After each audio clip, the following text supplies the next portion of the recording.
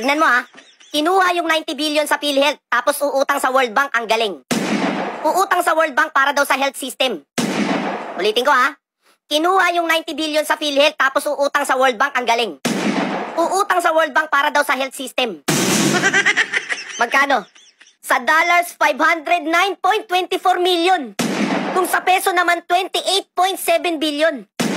Kung uutang din kayo ng 28.7 billion, bakit kinuha nyo sa PhilHealth yung 90 billion?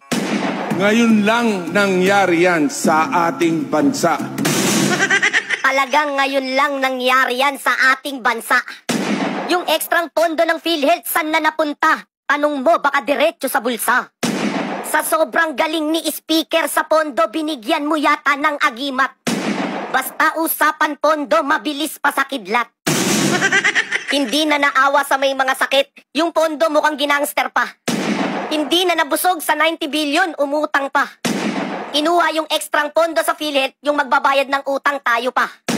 Imbis na wala kang sakit, putek, magkakasakit ka. Hindi po nangangahulugan na dahil sa health sector din ginamit ay justified na o legal na. Malinaw po na ang budget na to ay nakalaan para sa premium ng mga indirect contributors natin.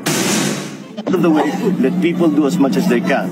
Now that we have found that we hear that it's a better.